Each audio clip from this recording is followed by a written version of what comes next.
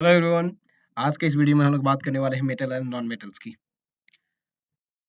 आज के इस वीडियो में हम पूरी कंप्लीट करेंगे मेटल और नॉन मेटल का, शुरू से लेके अंत तक कंप्लीट करेंगे। ये केवल वन शॉर्ट रिवीजन होने वाला है एवरीवन। सो एक ही वीडियो में हम पूरी चैप्टर को कवर करेंगे और साथ ही साथ बोर्ड लाइक रिवीजन करेंगे। इतनी भी ज़्यादा हाई फाई नहीं पढ़ना है ना। हमेशा उतना ही पढ़ना है जितना काम की चीज़ें हो। सो आई होप आप समझ गए हो। तो चलिए वीडियो को शुरू करते हैं। सो मेटल और नॉन मेटल को पढ़ने से पहले हम लोग थोड़ा सा अपनी हिस्ट्री में चलते हैं, मतलब इसके जस्ट पीछे में चलते हैं कि पिछले क्लास 9th में हमने क्या पढ़ा था। यूनिवर्स के बारे में सबको पता है। यूनिवर्स दो चीजों से मिलकर बना था, एक मैटर और दूसरा एनर्जी। मैं थोड़ा जस्ट रिकैप ले रहा हूँ ताकि आपको फील आ जाए कि हाँ हम लोग पढ़ने वाले क्या है। ठीक है। उसके बाद ये जो हमारा मैटर है उसके बारे में हम लोग, अगर ये जो है एनर्जी के बारे में मोस्टली हम लोग फिजिक्स में पढ़ते हैं। सो सबको पता है। ठीक है। और मैटर के बारे में हम लोग केमिस्ट्री में पढ़ते हैं। ठीक है। केमिस्ट्री, ठीक है, कहीं पे मिस्टेक हो जाए तो माफ करना, ठीक है। हाँ। अ, उसके बाद हम मैटर को दो पार्ट में डिवाइड करते हैं। एक तो प्योर होता है, दूसरा इम्प्योर सब्सटेंस। ठीक है, दो में कन्वर्ट करते हैं, प्योर सब्सटेंस और इम्प्योर सब्सटेंस। प्योर को फर्दर डिवाइड करते हैं एलिमेंट्स और कंपाउंड में, और वही इम्प्योर सब्सटेंस दो पार्ट में डिवाइड होता है, होमोजेनियस और हेटेरोजेनियस। ठीक है, इसकी बात हम कहीं और करेंगे, फिलहाल हमें इसकी बात ही करनी है। तो एलिमेंट एंड कंपाउंड्स को जब प्योर कंपाउंड डिवाइड होता है, तो एलिमेंट को फर्दर हम लोग डिवाइड करते हैं मेटल, मेटलॉइड और नॉन मेटल्स। आई होप ये क्लास 9th से आपको रिवीजन और क्लास 9th से आप रिलेट कर पा रहे हो ये, ठीक है। So metal and non metal और मेटलॉइड के बारे में हम एलिमेंट्स में पढ़ते हैं, ठीक है। अब यही मेटल एंड नॉन मेटल के बारे में हमें यहाँ पे डिस्कशन करना है, ठीक है एवरीवन। आई होप चलो आप सब रेडी हो गए हो, सबको क्लास 9 से रिलेट कर पाए हो, तो अब यहीं से शुरू करते हैं। अच्छा, पहले ही क्वेश्चन आ गया है, और all the elements same in nature and properties. ठीक है। तो ये क्वेश्चन है, तो इसका आंसर है no. Some element is hard, some is soft. ठीक है। इसी तरीके से कुछ का प्रॉपर्टी इलेक्ट्रिसिटी को कंडक्ट करना होता है, किसी का नहीं होता है। ठीक है। तो इन्हीं सब चीजों के लिए जो है एलिमेंट्स को कैटेगराइज किया गया था 3 कैटेगरी में, मेटल्स, नॉन मेटल्स, मेटलॉइड में। इलेक्ट्रिसिटी के बेसिस पे कहा जाए तो मेटल जो होता है कंडक्ट करता है, नॉन मेटल नहीं कंडक्ट करता है, मेटलॉइड थोड़ा करता है पर थोड़ा नहीं करता है, वो डिपेंड करता है ना। तो ये सारी चीजें थी जिसकी वजह से हम लोग एक नया चैप्टर पढ़ते हैं, मेटल एंड नॉन मेटल्स। तो इस चैप्टर में हम लोग पढ़ने क्या वाले हैं, मेटल, नॉन मेटल और मेटलॉइड के बारे में पूरा चीज पढ़ने वाले हैं, ठीक है। और ये डिवाइड क्यों कैसे डिवाइड किया गया है एलिमेंट्स को, on the basis of physical and chemical property of the element. Elements are categorized into the three category: metal, non-metal and metalloid। अब हमारा पार्ट है metals, ठीक है। तो आई होप यहाँ तक कि आप क्लास 9 से रिलेट कर पाए हो। अब हम स्टार्ट करने वाले हैं अपने ओरिजिनल पॉइंट की, ठीक है। तो मेटल क्या है, metal are the element which conduct electricity, heat along with the, उसके साथ वो क्या होता है, मैलिएबल होता है और डक्टाइल भी होता है। अगर ये सारे प्रॉपर्टी हैं किसी भी सब्सटेंस के पास, तो वो मेटल की कैटेगरी में रखा जाएगा, ठीक है। आगे बढ़ते हैं। इसके एग्जांपल की मैं बात करूँ तो आयरन हो गया, गोल्ड हो गया, कॉपर हो गया, सिल्वर, ये सब जो है जनरली आपको दिख ही जाता है। आयरन जो है आपको दिख जाता है। गोल्ड अगर किसी के मम्मी के पास है तो ज्वेलरी के तौर पे आप देखते हो। सिल्वर भी मोस्टली, सिल्वर ज्वेलरी के तौर पे तो हर हर किसी के यहाँ है। गोल्ड अगर किसी के यहाँ नहीं है तो कोई अलग बात है, लेकिन हाँ सिल्वर तो होता ही है सबके पास, ठीक है। इसी तरीके से कॉपर, कॉपर का जो है बर्तन बहुत सारे पहले पाए जाते थे। अब जो है कॉपर के इन जनरल ग्लास देखने को अभी भी मिल जाता है, क्योंकि ग्लास है ना, ग्लास देखने को मिल जाता है। फिर उसी तरीके से एल्युमिनियम, एल्युमिनियम तो सब किसी ने देखा है, अगर नहीं देखा है तो वायर को कभी ओपन करके देख लेना। कॉपर भी वायर में प्रेजेंट होता है, तो ये जो ब्राउन कलर का वायर जो होता है उसमें कॉपर प्रेजेंट होता है, वही कॉपर होता है, ठीक है।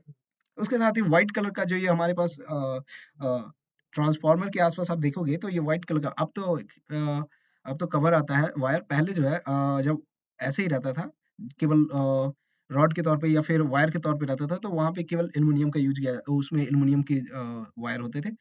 उसी तरीके से स्टील, स्टील जो आप खाना खाते हो, बर्तन यूज करते हो, उसमें स्टील होता है। मरकरी, थर्मोमीटर आप मोस्टली आपने देखा होगा, थर्मोमीटर में मरकरी का यूज किया जाता है। पुराने वाले, नया वाले में तो आजकल डिजिटल आ गया है, उसमें टेम्परेचर ऐसे ही बता देता है, ठीक है। टीन आप सुने ही होगे, टीना। किसी ने अगर बचपन में सोन पापड़ी खाया हो तो वो टीना, टीना को देकर ही खाया होगा, है ना, इस टाइप के, ठीक है। सो ये सारे क्या थे, एग्जाम्पल्स है मेटल के। Majority of known elements are metal, जितने भी ज्यादातर हमारे पास एलिमेंट हैं वो ज्यादातर मेटल्स हैं। आप पीरियोडिक टेबल में भी देखोगे तो पूरा left portion, middle portion, bottom portion और थोड़ा सा राइट का जो लेफ्ट पार्ट, राइट का जो लेफ्ट पार्ट है वो मेटल के कैटेगरी में आते हैं। और उसी में फिर कुछ राइट साइड वाले पार्ट में कुछ हमारे पास मेटलॉइड और फिर बाकी रिमेनिंग नॉन मेटल्स होते हैं, ठीक है। All the metals are solid except mercury is the liquid. ये इंपॉर्टेंट पॉइंट था कि मरकरी जो है लिक्विड के फॉर्म में पाया जाता है। तो ये 1 नंबर का क्वेश्चन में पूछ लिया जाता है कि वैसा कौन सा एलिमेंट है, सॉरी वैसा कौन सा मेटल है जो लिक्विड फॉर्म में पाया जाता है। तो वहां पे आपको आंसर करना होगा mercury. Mercury is the only metal which is liquid at the room temperature. आगे बढ़ते हैं। इसलिए इसको हम लोग कहाँ पे यूज करते हैं, थर्मोमीटर में। Most abundant metal in the earth crust, हमारे पास अगर मैं बात करूं मोस्ट मोस्ट अबंडेंट, तो सबसे ज्यादा जो है एल्युमिनियम पाया जाता है। सेकंड मोस्ट की मैं बात करूं तो आयरन होता है, ठीक है, आयरन होता है। और इसी तरीके से डिक्रीजिंग ऑर्डर में बताया गया है कि एक्रेंस की मैं बात करूं तो एल्युमिनियम, फिर आयरन, फिर कैल्शियम होता है, फिर सोडियम, पोटेशियम। कैल्शियम सोच रहे होगे कि ये तो बहुत ही ज्यादा रिएक्टिव एलिमेंट है, कहाँ पाया जाता है। तो आपने सी सी वाटर का नाम सुना होगा। सी वाटर आप सुने भी होंगे, देखे भी होंगे, कई लोग तो नहाए भी होंगे, ठीक है, कोई बात नहीं, ये सब चीजें होती रहती है, ठीक है। तो सी वाटर में भी जो है हमारे पास ज्यादातर मात्रा में NaCl पाया जाता है, तो वहीं पे इसकी बात होती है, वहीं से ही है। सोडियम का अक्रेंस भी बहुत ज्यादा है, ठीक है। उसी तरीके से पोटेशियम है, मैग्नीशियम है। मैग्नीशियम आप ज्यादातर देखते हो कहाँ पे, पटाखों में जो वो रिबन नहीं होता है, वही है मैग्नीशियम, वो मैग्नीशियम रिबन ही होता है।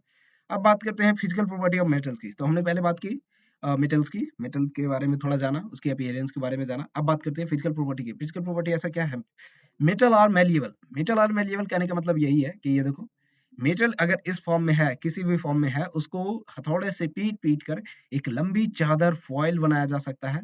इसी प्रॉपर्टी को मेटल का मेलिएबिलिटी कहते हैं, और इसी को मेटल का मेलिएबल भी कहते हैं। मेटल आर मेलिएबल कहने का मतलब यह है, मेटल कैन बी हिटेन, ठीक है, sorry not hitten, beaten into a thin sheet with a hammer without breaking. हाँ, ये टूटना नहीं चाहिए, वैसे तो टूट जाए, प्लास्टिक को आप हैमर करोगे तो वो टूट जाता है, लेकिन जो मेटल है वो इन जनरल नहीं टूटता है। बहुत ही घटिया क्वालिटी का लोगे तो वो भी टूट सकता है, और बहुत ज्यादा जोर से मारोगे तो भी टूट जाएगा, लेकिन हाँ, इन जनरली जो है वो सीट के फॉर्म में कन्वर्ट होता है, ठीक है। The property which allow the metal to be hammered into thin sheet is called malleability. इसी प्रॉपर्टी को हम लोग मेलिएबिलिटी कहते हैं, ठीक है। सिल्वर और गोल्ड के पास सबसे ज्यादा मेलिएबिलिटी का प्रॉपर्टी होता है, और ये बहुत ही पतले सीट में कवर किए जा सकते हैं। जैसे कि आपने इस टाइप का फॉइल जो है सिल्वर कलर का देखा होगा, सिल्वर का भी देखा होगा, ठीक है, सिल्वर का देखा होगा। कहाँ पे देखा होगा बताओ कोई, मिठाई की दुकान पे, ठीक है, मिठाई पे जो है ये लेयर चढ़ाया जाता है, इसकी एंटीसेप्टिक प्रॉपर्टी की वजह से, ठीक है। ये जो है बैक्टीरिया को जमने नहीं देता है, बैक्टीरिया को लगने नहीं देता है, कहाँ पे, फूड पे, ठीक है। तो इस प्रॉपर्टी की वजह से सिल्वर का यूज किया जाता है, एक लेयर, पतला लेयर चढ़ाया जाता है, ठीक है। अब तो इन जनरल नहीं हो जाता है, अब तो एल्युमिनियम का फॉइल चढ़ा दिया जाता है, बस किसको पता चल रहा है, लेकिन इन जनरल पहले जो है सिल्वर। अच्छे अभी भी महंगे होटल में जाओगे जहाँ पे फूड का प्राइस जो है बहुत ज्यादा हाई है, तो उस पर सिल्वर का कोटिंग होता है, क्योंकि सिल्वर बहुत ज्यादा महंगा हो चुका है, ठीक है। आगे बढ़ते हैं। Silver foil is used laying on sweet, ठीक है, ये बात हमने अभी बताया था। Aluminium foil used for packaging foods items, ठीक है। आप देखते हो गरम जो है रोटी, अगर आप एल्युमिनियम फॉइल में लपेट के लेके आते हो तो वो बहुत देर तक गर्म रहता है। उसके पीछे का रीजन यही है, ठीक है। बहुत सारी चीजें में हम लोग यूज किया जाता है, आजकल तो बिस्किट भी पैक करके आ रहे हैं उसमें एल्युमिनियम फॉइल में, ठीक है, क्योंकि ये मतलब अंदर में जो है इन्वायरमेंट सही रखता है, ठीक है। आगे बढ़ते हैं। फिर इसी तरीके से आयरन जो है, इसी आयरन की प्रॉपर्टी हम लोग इस मेलिएबिलिटी प्रॉपर्टी का यूज करके बॉक्स बनाते हैं, बकेट बनाते हैं, ठीक है, वाटर टैंक बनाते हैं। वाटर टैंक तो इन जनरल आजकल प्लास्टिक का देखने को मिलता है, लेकिन ओल्ड की मैं बात करूँ तो ओल्ड में जो है आपको मिल जाएगा। खाना बनाने वाले बड़े बड़े आप क्या बोलते हैं, भंडारे में जाओगे तो वहां पे पानी का टैंक मिलेगा आपको, ठीक है, सॉरी पानी का टंकी जो है लोहे का चीज का मिल का बना होगा, ठीक है। आगे बढ़ते हैं। Metal are ductile. Metal are ductile कहने का मतलब यह है कि वो बॉयर के रूप में लंबे लंबे पीट कर बनाया जा सकता है। अगर ये हमारे पास कोई मेटल्स है, ठीक है, ये गोल्ड मेटल नहीं, आप मान लो ये कॉपर का है, ठीक है, कॉपर को जो है इस फॉर्म में कॉपर वायर में कन्वर्ट किया जा सकता है, इस डक्टिलिटी प्रोटेक्ट डक्टाइल प्रॉपर्टी की वजह से। यह है क्या, डक्टिलिटी क्या है, the property of metal which allowed to be drawn into a thread wire. Clear everyone. और इसमें अगेन सिल्वर एंड गोल्ड जो होता है सबसे ज्यादा होता है। 1 ग्राम गोल्ड जो है 2 किलोमीटर लंबे तार बनाए जा सकते हैं 1 ग्राम गोल्ड से, ठीक है। Due to the metal malleability and ductility property they can be drawn into any shape, ठीक है। इसकी malleability और ductility property की वजह से मेटल किसी भी शेप में मतलब बनाया जा सकता है, ठीक है। थर्ड प्रॉपर्टी इसका ये है कि ये गुड कंडक्टर ऑफ हीट और इलेक्ट्रिसिटी दोनों का होता है, ठीक है। इसका परीक्षण करने के लिए आप एक रॉड को पकड़ो, ठीक है, नो आप नहीं, मतलब सेफ्टी के साथ और उसे गर्म एक एक सिरा जो है आग में झोंक दो और दूसरा सिरा अपने हाथ के आसपास रखो। कुछ देर बाद आप देखोगे कि हीट का जो है धीरे-धीरे रॉड गर्म हो रहा है और ये आपको महसूस भी होगा, ठीक है? इसी तरीके से आप करंट के लिए भी कर सकते हो, लेकिन करंट बहुत झटका है, लेकिन ये दोनों प्रैक्टिकल चीज़ें करने की चीज़ें नहीं है और ये मतलब बात ऑलरेडी जानते हैं सब कोई, ठीक है? सो ठीक है। Silver is the best conductor of heat and electricity, ये भी एक अच्छा पॉइंट है।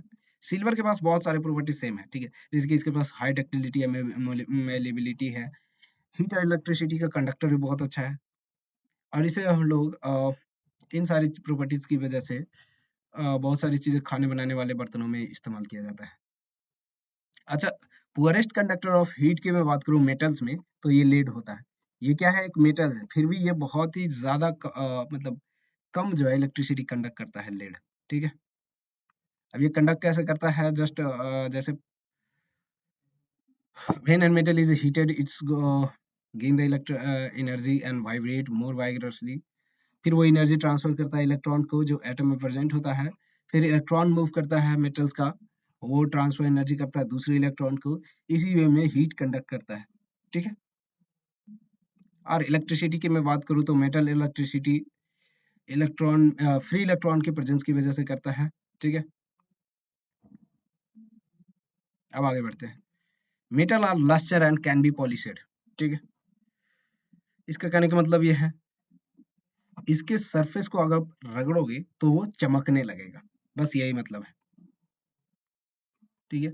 मेटल आर जनरली हार्ड, ये मेटल जो होते हैं वो इन जनरली हार्ड होते हैं, ठीक है? ये भी एक प्रॉपर्टी है, ये शायद फिफ्थ प्रॉपर्टी था। चलो आगे बढ़ते हैं। मेटल आर स्ट्रॉन्ग, हार्ड और स्ट्रॉन्ग में अंतर ये है कि ये जो है स्ट्रॉन्ग प्रॉपर्टी होने की वजह से ये जो है ब्रिज बनाने में यूज किया जा सकता है। हार्ड वाले प्रॉपर्टी कहने का मतलब ये है, ठीक है? हार्ड कहने का मतलब ये है कि इनके कोई-कोई सब्सटेंस जो है जैसे उन्हें हथौड़े से पीटो तो बहुत देरी से वो कन्वर्ट होंगे। लेकिन कुछ मेटल ऐसे हैं जो ईज़िली चाकू से काटे जा सकते हैं, जैसे कि सोडियम और पोटेशियम। तो ये ध्यान रखने वाली बात है। आगे बढ़ें। Metal solid at room temperature except वही है कि हमारे पास मरकरी लिक्विड है। Metal are having high melting and boiling point, ठीक है?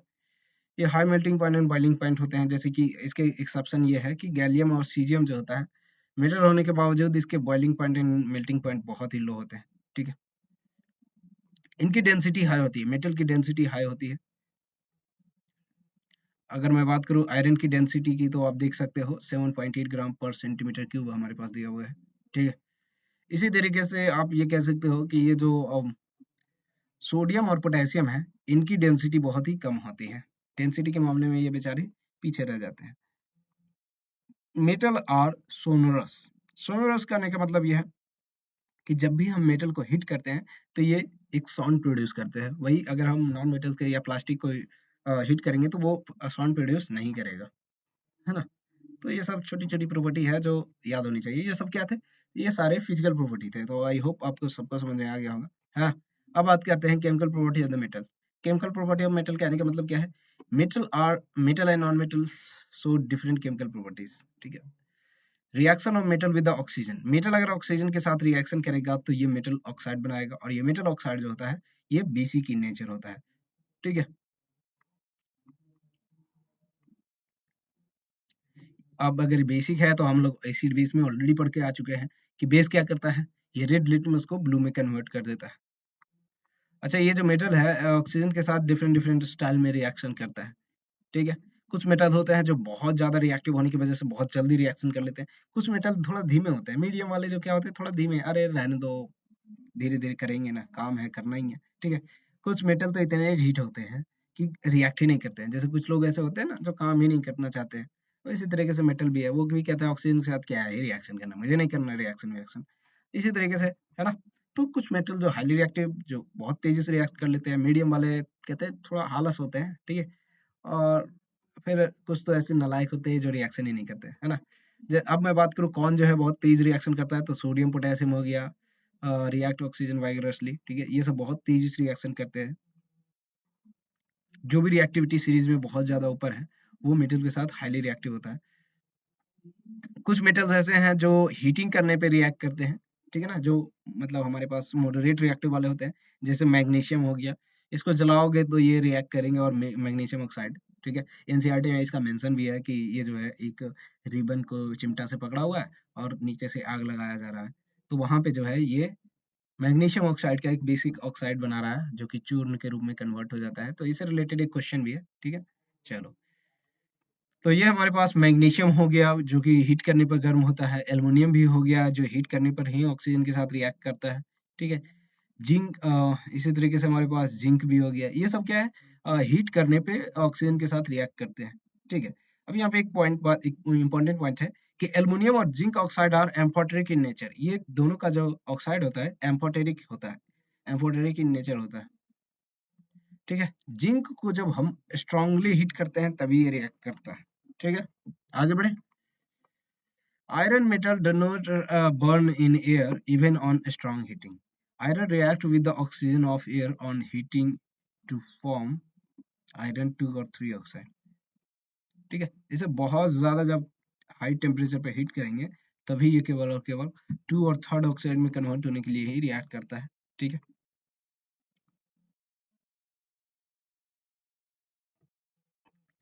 इसका आने का मतलब ये है कि एक बड़े से पीस जो है आयरन मेटल का बर्न नहीं होता है, लेकिन इनके जब बुरादा बहुत ज्यादा छोटे छोटे पार्टिकल्स को जब हमारे फ्लेम में अगर डाला जाए तो ये बहुत ज्यादा तेजी से जलते हैं, स्पार्क प्रोड्यूस करते हैं, ठीक है। बस यही कहना चाहता था। कॉपर जैसे जो बहुत लेस रिएक्टिव है, ये लोग स्ट्रांग हीटिंग भी कर लो, लात घुसे मार लो, बिल्कुल भी ऑक्सीजन के साथ रिएक्शन करने वाले नहीं है, ठीक है।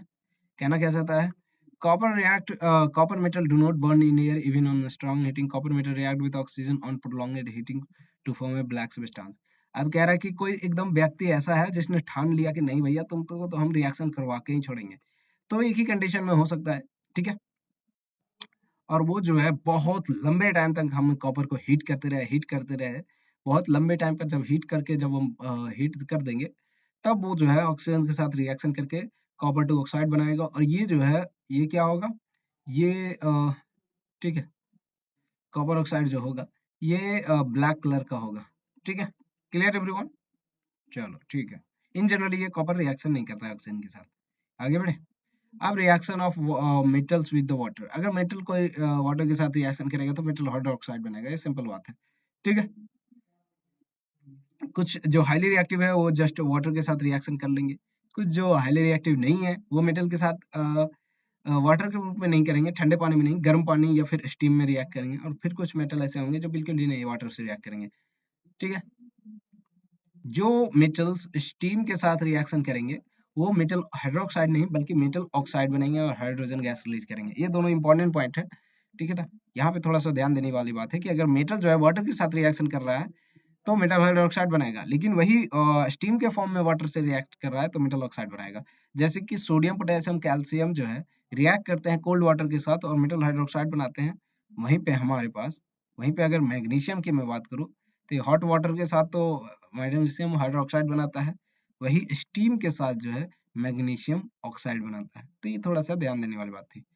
बात करें अगर एल्युमिनियम जिंक और आयरन की, these metal do not react with the water either in cold or hot, ठीक है। they react with the steam and form the metal oxide। बहुत अच्छी बात है कि ये जो है मेटल जो है कहते हैं मैग्नीशियम की तरह बिल्कुल नहीं है कि गर्म पानी से रिएक्ट कर जाएंगे और स्टीम से भी, ये कहते हैं नहीं, हम शुद्ध मेटल है हम शुद्ध मॉडरेट रिएक्टिव मेटल है, हम बिल्कुल नहीं रिएक्ट करेंगे हॉट एंड कोल्ड वाटर के साथ, हम केवल और केवल स्टीम के साथ रिएक्शन करेंगे, और ये स्टीम के साथ रिएक्शन करके Al2O3 बनाता है और ZnO बनाता है और Fe3O4 बनाता है। ये मैं एल्युमिनियम जिंक और आयरन की बात कर रहा था, ठीक है।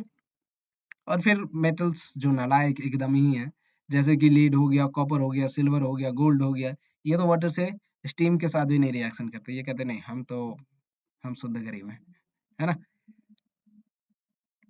फिर में क्या कर रहा है मेटल जो है हाइड्रोजन को रिप्लेस कर देता है वाटर से, है ना। इन सारी चीजों में तो यही हो रहा है, मतलब आप देख ही पा रहे हो स्टीम के साथ भी रिएक्शन कर रहा है तो हाइड्रोजन गैस रिलीज कर रहा है, ठीक है। अच्छा यहाँ पे जो है वाटर बन रहा है, कोई नहीं, ठीक है। इसी तरीके से अदर में मैं बात करूँ तो यहाँ पे भी जो है हाइड्रोजन गैस रिलीज कर रहा है, ठीक है। इस बार एक बार देखना पड़ेगा ये क्या हो गया, है ना? क्लियर? अच्छा, ये बात जो है पॉइंट ध्यान रखने वाली बात है कि जो मेटल रिएक्टिविटी सीरीज के ऊपर है हाइड्रोजन की, वही मेटल जो है हाइड्रोजन को रिप्लेस कर पाएगा वाटर से, ठीक है? वहां पे भी वैसे हाइड्रोजन ही होना चाहिए, वाटर गलत बना दिया है, ठीक है? मैं एक बार चेक करके बताता हूँ, है ना? कमेंट बॉक्स में बता दूंगा। वाटर ऑन स्लाइटली आयनाइज्ड, ठीक है? ये सब चीजें हम देख चुके हैं ऑलरेडी, ठीक है? Reaction of metal with the dilute acid, again acid के साथ रिएक्शन करके हाइड्रोजन गैस रिलीज करेगा, ठीक है? जैसे कि अगर मैं सोडियम लूँ और HCl ले लूँ, तो ये NaCl बनाएगा और H2 गैस रिलीज करेगा। Clear everyone? ठीक है? जैसे कि Mg हो गया, एल्युमिनियम हो गया, ये सब जो है डाइल्यूट एसिड के साथ रिएक्शन करके मेटल ऑक्साइड और मेटल क्लोराइड बनाते हैं, अगर क्लोरीन वाला मेटल है तो, और उसके साथ हाइड्रोजन गैस रिलीज करते हैं। वहीं पर कॉपर जो है और रिएक्टिविटी सीरीज में बहुत ही नीचे लाइज करता है, जिसकी वजह से इसका नो रिएक्शन हो जाता है। सिमिलरली AgAu जो है वो भी रिएक्ट नहीं करता है, ठीक है? आगे बढ़ते हैं।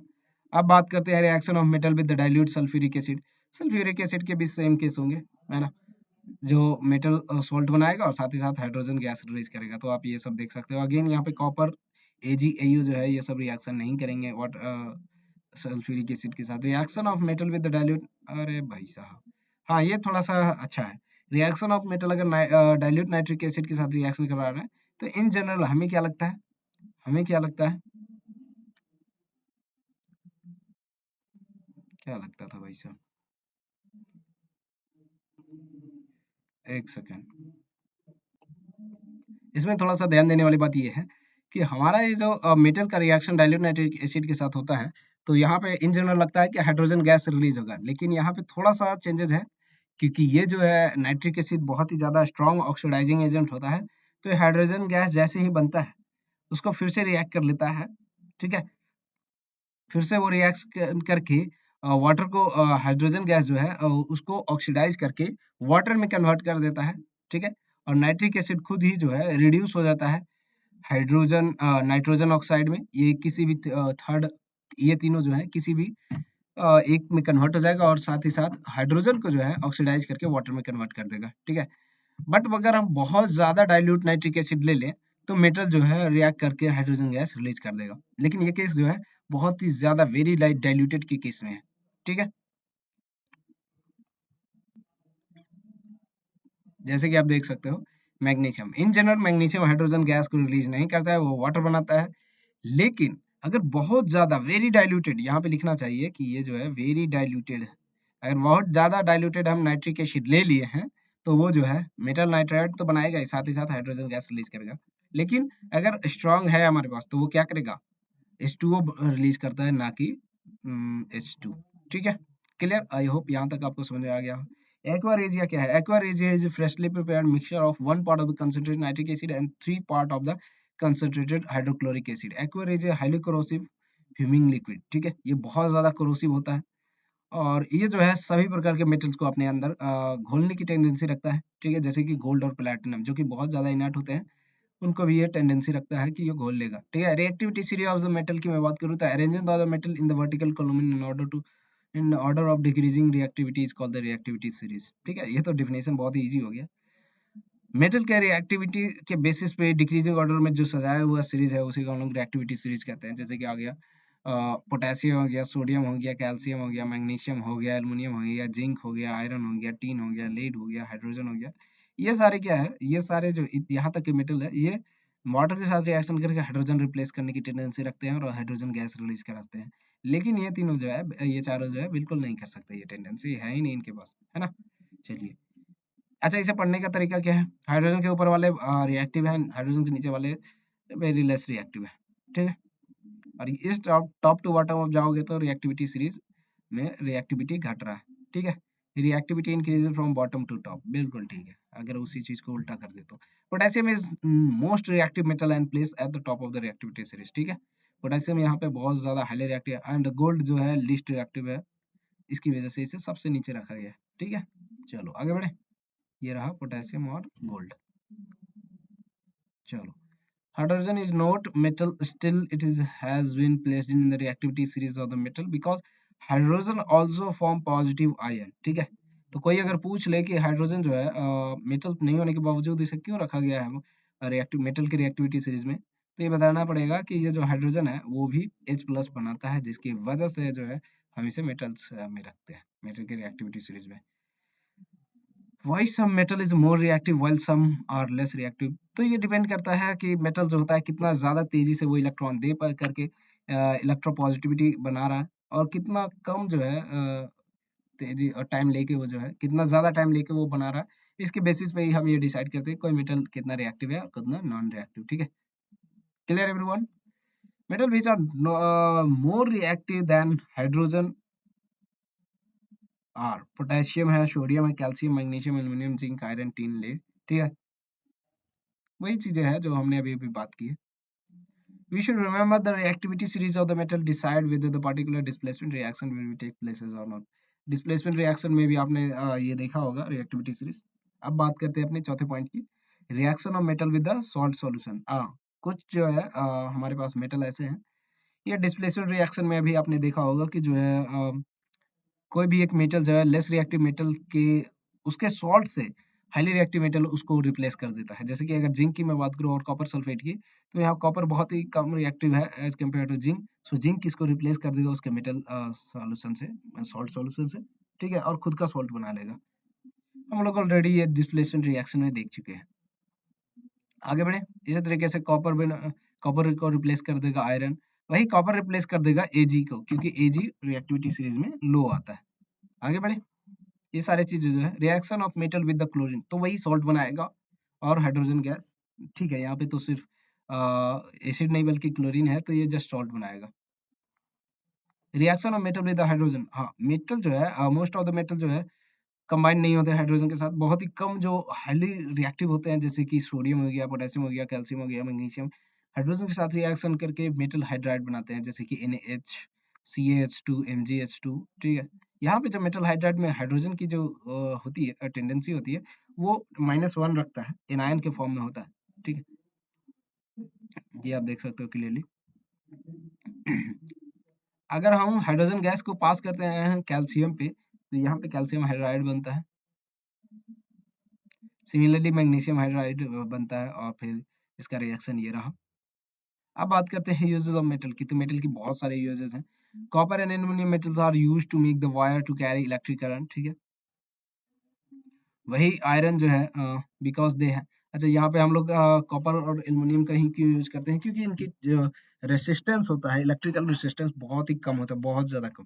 ठीक है, इससे भी कम होता है सिल्वर का, लेकिन सिल्वर बहुत ज्यादा महंगा है, सिल्वर अगर लगा दोगे वायर में तो क्या हो जाएगा, लोग चोरी करके लेकर चले जाएंगे। ठीक है, इसलिए आजकल कॉपर का भी यूज नहीं होता है, कॉपर की जगह आजकल मैक्सिमम जो है एल्युमिनियम का यूज किया जाता है, क्योंकि ये सस्ता है और लोग इसे बहुत ही कम, मतलब इसकी मार्केट में प्राइस बहुत कम है, इसलिए चोरी बहुत कम करते हैं। पहले कॉपर का होता था, आज से जब आप 10 ईयर पहले चले जाओ। ठीक है, फिर हम बात करें आयरन, कॉपर और एल्युमिनियम की, तो ये सारे मेटल जो है हमारे घर में जो बर्तन है उन सबको बनाने में यूज किया जाता है, हाउस होल्ड यूटेंसिल। ठीक है, और फैक्ट्री में भी जो मशीनें बनी होती है मोस्ट ऑफ द आयरन की बनी होती है। ठीक है ना, चलो आगे बढ़े। आयरन यूज किया जाता है कैटलिस्ट के फॉर्म में, किस कहाँ पे, हाइबर प्रोसेस आप पढ़ोगे जहाँ पे एल्युमिनियम बनाया जाता है। ठीक है, हाइबर प्रोसेस, सॉरी एल्युमिनियम नहीं, अमोनिया गैस। ठीक है, अमोनिया गैस अगर मैं बात करूँ, तो वहां पे जो है H2 और N2 से जो है NH3 बनाया जाता है, और ये हैवी प्रोसेस होता है जहाँ पे आयरन जो है कैटलिस्ट के फॉर्म में काम करता है। आगे बढ़े, जिंक यूज किया जाता है आयरन मेटल्स को गैल्वेनाइज करने के लिए, इसके ऊपर एक पतली सी लेयर चढ़ाया जाता है जो कि जो है आयरन को रस्ट होने से रोकता है। ठीक है, इसी तरीके से कॉपर निकल का भी इलेक्ट्रोप्लेटिंग किया जाता है, सॉरी कॉपर, सॉरी क्रोमियम और निकल जो है इन मेटल्स का यूज किया जाता है इलेक्ट्रोप्लेटिंग के लिए, जैसे कि स्टेनलेस स्टील मेटल्स के लिए जो कि रेसिस्टेंस, सॉरी रस्टिंग के रोकने के लिए यूज किया जाता है। ठीक है, आप ऑलरेडी मैंने बताया एल्युमिनियम फॉयल जो है पैकेज करने के लिए यूज किया जाता है। ठीक है, जैसे कि मेडिसिन में हो गया, सिगरेट में हो गया, फूड मटेरियल्स में हो गया। सिल्वर गोल्ड तो मोस्टली आप जानते ही हो कि ज्वेलरी बनाने में यूज किया जाता है। ठीक है। सिल्वर का यूज हमने लेयर चढ़ाने के लिए फूड मटेरियल्स पे भी यूज किया जाता है। लिक्विड मेटल जो मरकरी है उसे थर्मोमीटर बनाने में यूज किया जाता है। सोडियम टाइटेनियम जर्कोनियम मेटल को यूज किया जाता है एटॉमिक एनर्जी वाले एरिया में, और फिर स्पेस साइंस प्रोजेक्ट में इन सब चीजों को मेटल का यूज किया जाता है। ठीक है। बुलेट प्रूफ अगर जैकेट बनाना है तो हम लोग किसका यूज करेंगे? जर्कोनियम मेटल्स का। ठीक है। लेड मेटल का यूज किया जाता है बैटरीज बनाने में। आपने सुना भी होगा, लेड बैटरीज है, लिथियम बैटरीज है। सो लेड बैटरी अलग चीज है, लिथियम बैटरी अलग चीज है। अभी जो है ज्यादातर मोबाइल में जो है, मोबाइल फोन में हमारे पास लिथियम बैटरीज है। आई होप यहाँ तक कि आप सबको समझ में आया होगा। अब हमारी बारी है नॉन मेटल की, यहाँ तक कि मेटल पूरी तरीके से खत्म होता है। ठीक है। नहीं, अभी एक्सट्रैक्शन ऑफ मेटल बाकी है, तो पूरी तरीके से तो नहीं कर सकते हैं। ठीक है। अब आगे बढ़ते हैं। सो अब बात करते हैं नॉन मेटल्स की। नॉन मेटल एकदम बिल्कुल भी रिवर्स है मेटल्स की। Non metal are the element that do not conduct electricity, heat, ठीक है, and neither malleable nor ductile, they are brittle. मतलब ये हार्ड होते हैं, जैसे ही इस पे हथौड़े से वार करोगे ये टूट जाएंगे बहुत ही जल्दी। ठीक है ना। नॉन मेटल के पास कोई भी चमक नहीं होता है, लश्यर नहीं होता है। ठीक है। कोई भी साइनी सरफेस नहीं होता है, इसे रगड़ोगे तो साइन साइन नहीं करेगा। ठीक है। नॉन मेटल जनरली सॉफ्ट होता है। इसके एक्सेप्शन की बात करूँ तो डायमंड जो है, डायमंड को छोड़कर डायमंड बहुत ही ज्यादा हार्ड होता है एवरीवन। ठीक है। अर्थ का सबसे क्या बोलते हैं इसे, हार्डेस्ट सबस्टांस में से एक आता है, और इसकी डेंसिटी भी बहुत ज्यादा हाई होती है। ठीक है। और ये भी बहुत ज्यादा स्ट्रांग नहीं होते हैं। जैसे कि आप एक लकड़ी लो और एक आयरन का पीस, उतना ही मोटा आयरन लो, तो आयरन का रॉड लो, तो दोनों में से आपको ऑब्वियसली पता चल जाएगा कि लकड़ी बहुत ही कमजोर है और आयरन ज्यादा स्ट्रांग है। ठीक है। सो यही था। They are light substance and not sonorous. ठीक है। और हमने बताया था कि जो है प्लास्टिक को आप टप टप बजाओगे तो वो स्पेशल टाइप का साउंड नहीं निकालेगा, लेकिन मेटल में जो घंटी होती है उसमें आप देखोगे जब भी उस पे मार पड़ती है तो वो आवाज अच्छे तरीके से करता है। ठीक है। तो यही था। कुछ एग्जांपल्स की मैं बात करूँ तो कॉपर हो गया, सल्फर हो गया। इसमें से है, मैं एग्जांपल की मैं बात करूँ तो कार्बन आप ज्यादातर देखते हैं पेड़ पौधों में, जितने भी चीजें आप देख रहे हो मोस्टली उसमें कार्बन तो होता ही है ना। सल्फर हो गया, सल्फर हो गया, फास्फोरस हो गया। फास्फोरस आप देखते हो माचिस मैच स्टिक में देखा होगा, उसमें जो रेड कलर का जो हमारे पास होता है, रेड के कहीं कहीं के ब्लैक होता है, तो वो सब फास्फोरस ही होते हैं। ठीक है। फिर हमारे पास सिलिकन हो गया। सिलिकन आप देखते हो कहाँ पे, ये जो हमारे सोलर पैनल है उसमें सिलिकन यूज किया जाता है। और सिलिका एक वर्ड होता है जो कि गैंग होता है, या फिर आप रेत कहते हो। रेत को ही रेत में भी सिलिकन पाया जाता है। ठीक है। एक कंपाउंड होता है सिलिकन का, उसी को रेत कहते हैं। रेत या बालू, अरे वही बालू। ठीक है। फिर ऑक्सीजन तो आप जानते ही हो, ऑक्सीजन जो है, आप सांस ले रहे हो। ठीक है। फिर हाइड्रोजन है। हाइड्रोजन आप जानते ही हो, रॉकेट फ्यूल में लिक्विड हाइड्रोजन यूज किया जाता है। रॉकेट को नहीं, हाइड्रोजन गैस नहीं, लिक्विड हाइड्रोजन का यूज किया जाता है। ठीक है। उसी तरीके से आयोडीन जो आपके नमक में कमी की वजह से है ना। आपके नमक में यदि आयोडीन की कमी है तो वो आयोडीन जो है नॉन मेटल्स है। फिर हमारे पास हीलियम है, नियॉन है, आर्गन है, जो ये सब जो है इन जनरली इनर्ट गैस होते हैं, बल्ब में भरे जाते हैं। ठीक है। आपने पढ़ा होगा फिजिक्स में। ठीक है ना। चलो आगे बढ़ते हैं। Two allotropic form of the carbon element that is diamond and graphite are also non metals. ये दोनों भी नॉन मेटल होते हैं, लेकिन भाई हमने बताया ना कि डायमंड बहुत ज्यादा हाई होता है डेंसिटी इसकी, और बहुत ज्यादा इसकी हाई क्या होता है, डेंसिटी हाई होता है, और ये बहुत ज्यादा ठोस होता है, मतलब स्ट्रांग होता है, हार्ड होता है। There are 22 non-metals. Out of those 10 are solid. One is liquid. Liquid एक ही होता है, जैसे कि मेटल में मरकरी था, नॉन मेटल्स में ब्रोमीन है। Where is the remaining 11 non-metals are gases at room temperature. ठीक है। ये सारी बातें होगी नॉन मेटल्स की। Non metal is small in number as compare to the metal, ये बात भी बिल्कुल सही है। लेकिन नॉन मेटल का भी रोल हमारी लाइफ में बहुत ज्यादा इंपॉर्टेंट है ना। जैसे कि हम लोग कार्बन के बिना जिंदगी पॉसिबल नहीं है, उसी तरीके से ऑक्सीजन के बिना भी जिंदगी पॉसिबल नहीं है। ठीक है।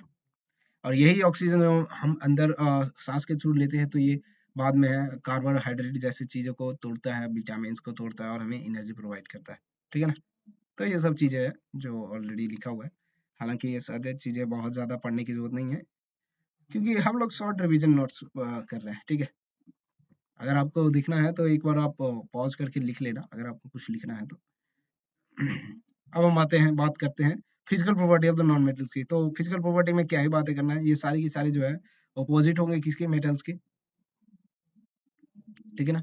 Non metals are neither malleable nor ductile, already बात कर चुके हैं। प्रॉपर्टी इनकी प्रॉपर्टी जो होती है ब्रिटल होती है, जो कि इजीली ब्रेक कर जाता है जैसे ही हथौड़े से मार किया जाता है, ठीक है। Non metal do not conduct heat and electricity, बिल्कुल सही बात है। एक्सेप्ट कार्बन की मैं बात करूँ, एक हमारे पास होता है ग्रेफाइट होता है, जो कि good conductor of heat and electricity होता है, ठीक है।